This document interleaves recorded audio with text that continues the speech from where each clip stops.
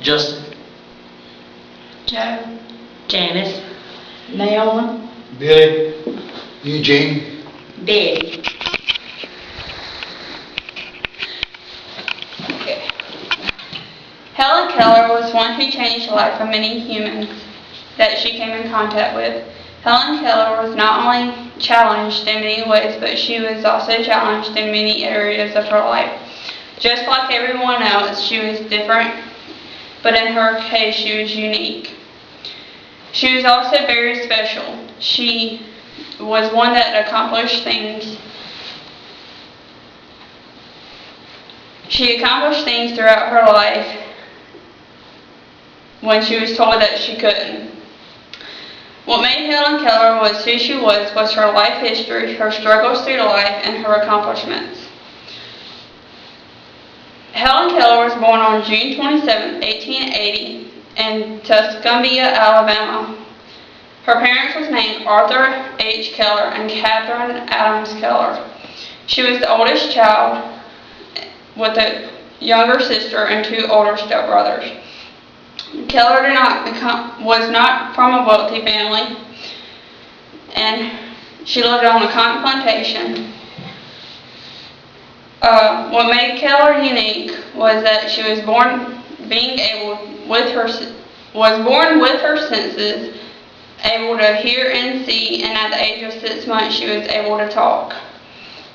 In 1882, she contracted a syndrome called brain fever from the family physician, and with that she was left with side effects of not being able to see or hear.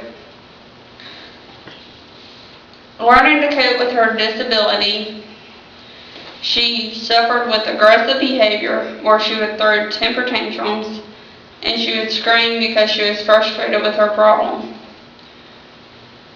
Her family grew almost with anger because of her temper tantrums, and her family wanted to disown her in ways. And then her family sought out the help with Dr. Alexander Graham Bell. Dr. Graham Bell recommended that she be sent to a school for the blind and the deaf, where she learned sign language. Upon Keller and once they contacted blind school in 1887, Anne Sullivan came to help Keller and teach her sign language. Sullivan herself had issues with sight, so she knew how hard it was. Sullivan began teaching Keller finger spelling, and then one day at the well, Keller finally figured out the purpose that she really wanted to learn sign language. Keller was really a fast learner. Even though she suffered with temper tantrums, she still had the ability to learn through her frustrations. Throughout life, Helen had to have an interpreter to translate, because even though she could talk, she still didn't talk very well.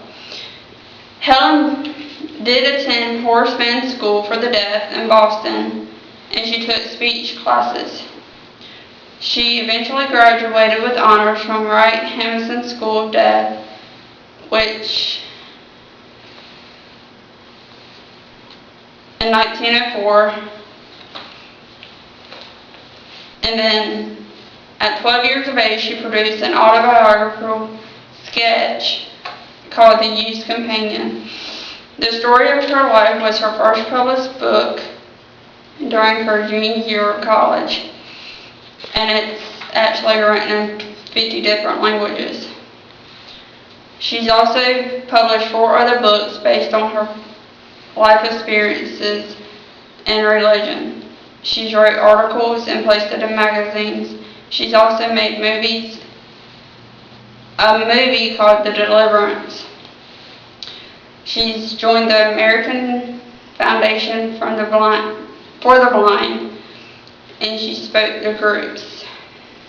And now that I've told you some about Helen Keller and her accomplishments and how she's unique, she made it possible for people with disabilities to have the capabilities to have the hope to have a successful life, no matter how bad of a disability they have.